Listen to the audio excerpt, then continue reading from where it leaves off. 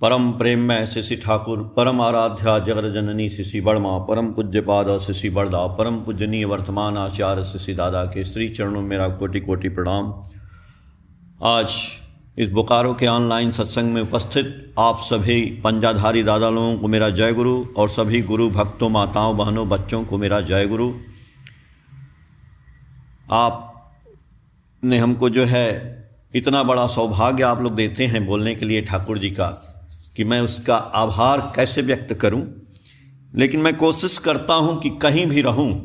अभी हम जो है इस समय देवघर में हैं, तो अजय दा का फ़ोन आया था।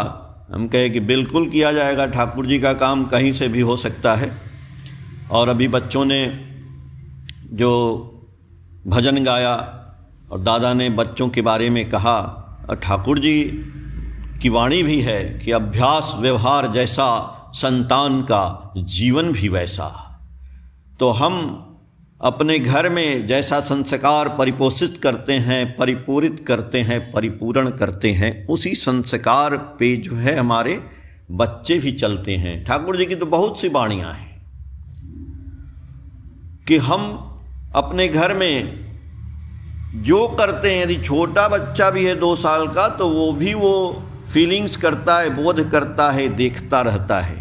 यदि आपस में हम पति पत्नी झगड़ा करें, आपस में पति पत्नी प्रेम की बातें करें, ठाकुर जी की बात करें, वो सारा संस्कार वो 2 साल का बच्चा भी उसको जो है अटैच रहता है उससे, और उसको जो है वो सीखता रहता है। इसलिए ठाकुर जी ने सब कुछ के लिए सावधान किया है। और मैं इसी सिलसिले में एक बहुत ही बढ़िया जो है कहावत है, वो भी मैं आपको बताऊंगा। कि एक बार एक ऋत्विक दादा थे, और वो ऋत्विक दादा जानते हैं कि हम लोग जो है ठाकुर जी बोले हैं कि यजन याजन इष्टवृत्ति, तो याजन करना होता है।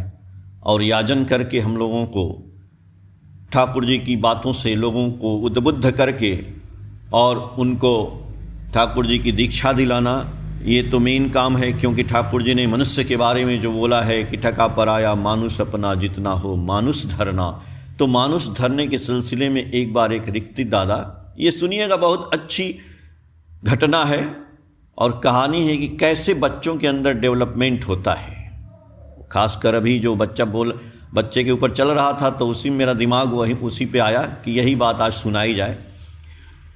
तो ऋत्विक दादा दुर्गा पूजा का पंडाल में भी दुर्गा पूजा भी कराते थे, वहाँ जाते थे, क्योंकि ब्राह्मण थे।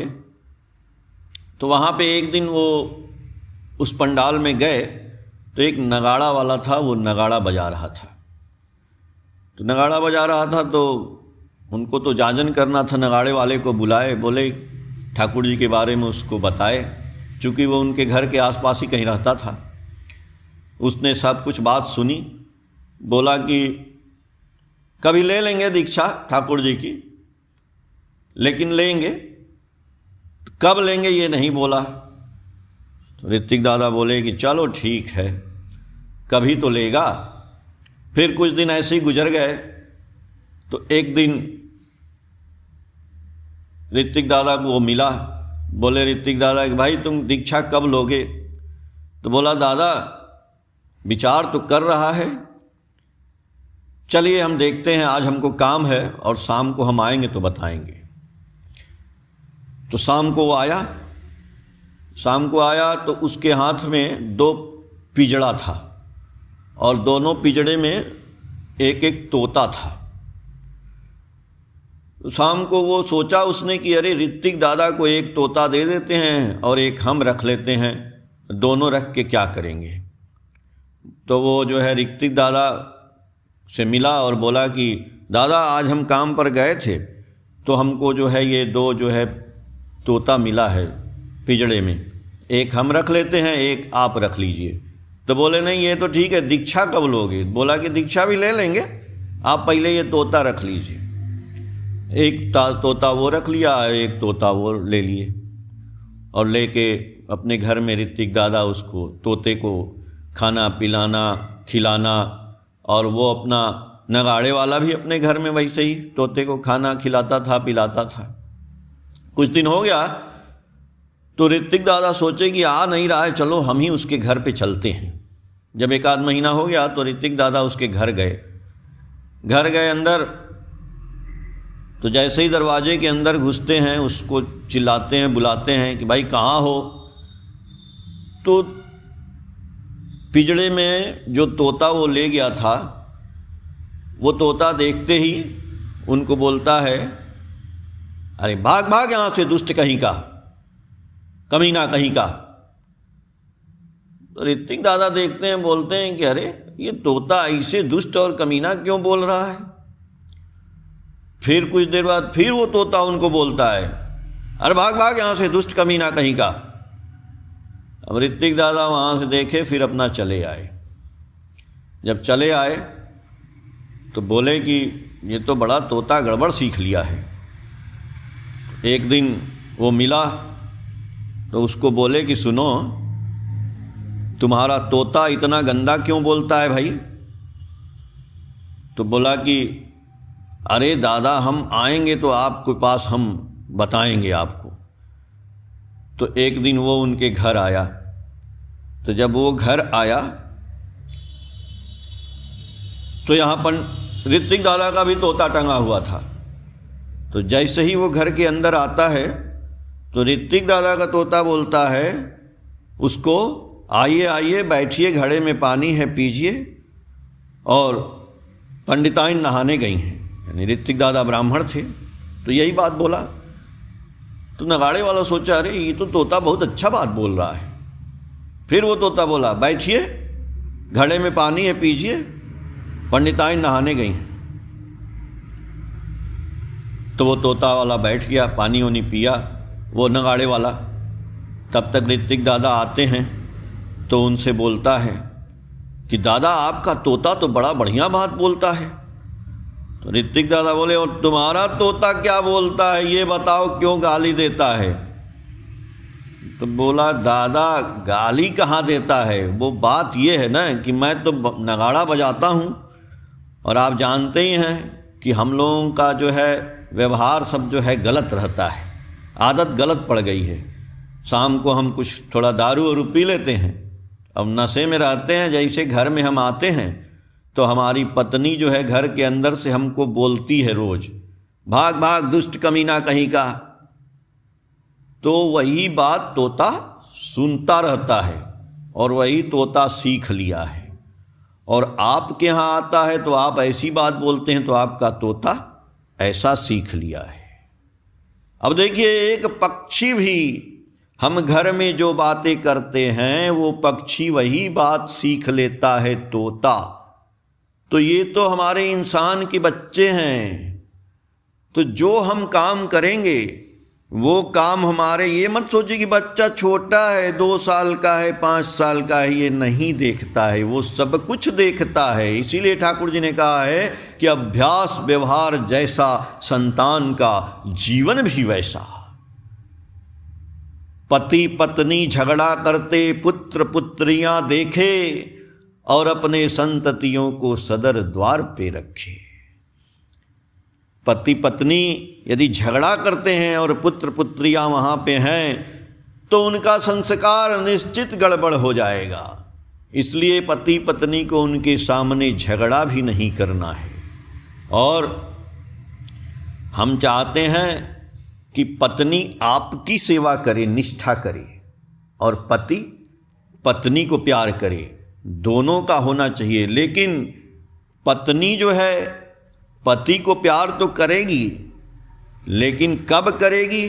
ठाकुर जी ने कहा है कि यदि पति इष्टमुखी रहेगा तभी पत्नी उसको ज़्यादा प्यार करेगी। अगर पति इष्टमुखी नहीं है, वो खाली पत्नी के चक्कर में है, कहीं न कहीं ठाकुर जी बोले हैं कि जो आदमी यदि ठाकुर को नहीं पकड़ा है, निष्ठा में नहीं है, ठाकुर जी से लगन नहीं है, वो आदमी, जैसे मान लीजिए उसने दीक्षा नहीं लिया है, वो ज़्यादातर पति पत्नी में यही होता है कि पति जो है हमेशा उस सेक्सुअल रिलेशन की बात ठाकुर जी किए हैं कि वही रहता है। इसलिए पत्नी उसको आदर नहीं देती है, वो सम्मान नहीं देती है। लेकिन यदि पति इष्ट का सेवक है, दीक्षा लिया है, ठाकुर जी से जुड़ा है, उनका काम करता है, तो पत्नी ऑटोमेटिक पति की सेवा करती है, तभी वहाँ पे अच्छा जो है सोल जन्म लेता है। ठाकुर जी तो बहुत बड़ी बात बोले हैं कि अच्छी आत्मा आपके घर में कैसे जन्म लेगी। आप कि कोई आदमी पैदा हो गया तो उसको आप संस्कार सिखा करके नहीं आप बना सकते हैं। स्कूल में टीचर भी नहीं उसका संस्कार बदल सकता है। कुछ देर के लिए मार पीट करके आप उसको सुधार सकते हैं, लेकिन असली सोल कैसे जन्म लेगा? ठाकुर जी के सिद्धांत के अनुसार पहले शादी करने पड़ेगी, मैरिज करना पड़ेगा, तभी ठाकुर जी बोले हैं पति और पत्नी की बात कि पत्नी की निष्ठा नहीं पति में, अब पति का नहीं पत्नी में टान, ऐसी चाल चलन हो जिसकी श्रद्धा हारा हो संतान। अगर पत्नी की निष्ठा पति में नहीं है और पति का पत्नी में टान नहीं है तो वहाँ पे इतना गंदा संतान का प्रादुर्भाव होगा कि आप उसे कुछ भी संस्कार नहीं दे सकते हैं। इसलिए ठाकुर जी ने कहा कि शादी विवाह को खिलौना मत समझिए। ये वैसे ही है जैसे एक 5 साल के बच्चे को एक केमिकल लेबोरेटरी यानी रासायनिक प्रयोगशाला में यदि बंद कर दिया जाए तो वो बच्चा क्या करेगा? वो जो केमिकल्स हैं ना, उस केमिकल को एक दूसरे में मिलाता रहेगा और विस्फोट हो जाएगा और वो कुछ बनेगा नहीं। वैसे ही हम यदि ठाकुर जी के मैरिज सिस्टम को फॉलो नहीं करेंगे तो ऐसे ऐसे सोल का जन्म होगा कि आज आप देख रहे हैं ना कि दुनिया में कितनी विध्वंसता हो रही है। कहीं लड़ाई हो रहा है, कहीं एटम बम चलाने की बात हो रही है, कहीं मानसिक प्रवृत्तियां हैं। आदमी खाली पैसा पैसा पैसा, पता नहीं कितना पैसा कमा के क्या करेगा। अरे आदमी का व्यवहार नहीं बनेगा तो वो कैसे होगा? वो भी जन्म से ठाकुर जी कहे खिलाना पड़ेगा। जैसे एक अच्छा बीज डालेंगे तो अच्छा पेड़ पैदा होगा, अच्छा फल आएगा। अच्छा बीज नहीं है तो अच्छा फल की आशा छोड़ दीजिए। बोया पेड़ बबूल का तो आम कहाँ से खाए? इसलिए इसको जड़ से सुधारना है और सबके सुधार में है। इसीलिए ठाकुर जी से बोला गया कि ठाकुर जी मान लीजिए अगर वैसा जन्म नहीं हुआ है, हम लोगों का जन्म आपके मैरिज सिस्टम के अनुसार नहीं हुआ है, हम लोगों की शादी हो गई है, तो अब हम क्या करें? क्या हम आपकी अब दीक्षा नहीं लें? और हम आपकी दीक्षा लेंगे तो हम सुधरेंगे कैसे फिर? ठाकुर जी बोले हाँ बिल्कुल सही बात है। इसीलिए ठाकुर जी बोले हैं सत्यानुसरण में कि तुम लता का स्वभाव अवलंबन करो और आदर्श रूपी वृक्ष को लपट कर धरो, सिद्ध काम होंगे। अब आपको काम यही करना है कि हमारा जन्म तो हो गया है, हम चोर उचक्के लफंगे जुआरी मदारी जो भी हैं, लेकिन हमको यदि सुधरना है तो सुधरने के लिए ठाकुर जी कि वृक्ष को, ठाकुर जी जैसे वृक्ष हैं वैसे हमको लता बन के उनके चारों तरफ से उनको पकड़े रहना है। जब तक हम उनको पकड़े रहेंगे, यानी जब तक हम उनके साथ यजन याजन इष्टवृत्ति और उनके काम में निष्ठा से उनकी प्रतिष्ठा में लगे रहेंगे, तब तक हम बचे रहेंगे। और फिर हम अपने बाल बच्चों की शादी जो है ठाकुर जी के नियम के अनुसार करेंगे, प्रतिलोम और अनुलोम को देखते हुए। ये लंबा चैप्टर हो जाएगा। प्रतिलोम क्या है, अनुलोम क्या है, ये ठाकुर जी की किताबों में आप पढ़िएगा, कभी हमसे बात करिएगा या आप लोग देवघर आइए तो इन किताबों को खरीदिए। और शादी विवाह का जो है ज़रूर जो है इतना ज्ञान होना चाहिए आपको कि प्रतिलोम मैरिज आप देखते हैं ना, गांव में घरों में हर जगह शादी होती है, तो ठाकुर जी ने भी कहा है कि आपको अपनी कुंडली जन्म का लग्न का मिलान करना चाहिए। उसमें लड़के का गोत्र अप होना चाहिए, लड़की का गोत्र डाउन होना चाहिए, अपने जात में भी। और यदि इंटरकास्ट मैरिज करते हैं उसमें भी लड़के की जाति उच्च होनी चाहिए, लड़की की जाति निम्न होनी चाहिए, तो भी अच्छे संतान का प्रादुर्भाव होगा। इसी को बोलते हैं अनुलोम शादी। और प्रतिलोम उल्टा हो जाता है, लड़की का जात ऊपर हो गया, लड़के का जात नीचे हो गया। ऐसी शादी को ठाकुर जी बोले कि शादी यदि हो भी गई है तो संतान का जन्म नहीं होना चाहिए, क्योंकि वो संतान जो है ऐसी होगी कि माता पिता का कोई भी विश्वास पात्र नहीं होगी, यानी कि जो वो बोलेगी वो करेगी नहीं। ऐसी हमको लोग बोले, एक बार हम ये बात बोल रहे थे तो लोगों ने बोला कि नहीं, बड़े बड़े नेता हैं वो तो ऐसे शादियां किए हैं, जो छोटे कास्ट के हैं बड़े कास्ट में शादी कर लिए हैं, तो क्या उनके पास पैसा रुपया नहीं है? अरे भाई, सारा कुछ पैसा रुपया के लिए ठाकुर जी थोड़ी किए हैं कि एक आदमी ठाकुर जी को पकड़ लिया है तो धनवान हो गया है। धनवान की बात नहीं यहाँ आती है, पैसा रुपया तो है, लेकिन उनकी संतानें जो हैं आकर के मतलब कि वो जो बोलेंगी वो करेंगी नहीं, ये बात है। यदि ये प्रतिलोम शादी वाला जो बच्चा होगा वो आप देखिएगा, आपके अगल बगल कहीं भी उसके बातों को आप विश्वास नहीं कर सकते हैं। तो हमारे देश में आज यही हो रहा है। हमारे देश के नेता जो बोलते हैं वो करते नहीं हैं। क्यों? क्योंकि ऐसी संतानों ने जन्म ले रखा है जो अपने समाज के लिए, अपने देश के लिए, इस दुनिया के लिए सब बर्बादी के कागार पे हैं। उसी में से कुछ ऐसी बात नहीं है, बहुत से अच्छे भी नेता हैं। तो वो नेता क्या हैं? बोलते थे ना लोग कि ये हमारे माँ बाप का खून है, मैं अपने माँ की औलाद हूँ, बाप का। आज वो बोलने वाले ही नहीं रहे कि मैं अपने माँ बाप की औलाद हूँ। कहाँ के हैं? उल्टा सीधा मैरिज सिस्टम को बंद करना होगा समाज से, और इसमें आपकी भी बड़ी भूमिका है। आप लोग सुन रहे हैं ना हमारी बातों को, हम ठाकुर जी की बात बोल रहे हैं। यदि किसी को बुरी लग रही हो तो उसके लिए हम क्षमा प्रार्थी हैं। यदि आपको कुछ समझना है तो आचार्य देव यहाँ पे सत्संग देवघर में रहते हैं, आप मेरी बातों को पकड़ के आइएगा और उनसे आप पूछिएगा कि दादा ने ऐसा बोला था, क्या ऐसा संभव है, क्या ऐसा सही है या गलत है। इसलिए हम माफ़ी चाहते हैं और इसलिए ठाकुर को पकड़ना है। ठाकुर को पकड़ने से क्या होगा? बहुत से लोगों ने पूछा, ठाकुर जी ने ही पूछा एक अपने शिष्य से कि ये बताओ कि तुमको ठाकुर जी को पकड़ने के बाद क्या मिला।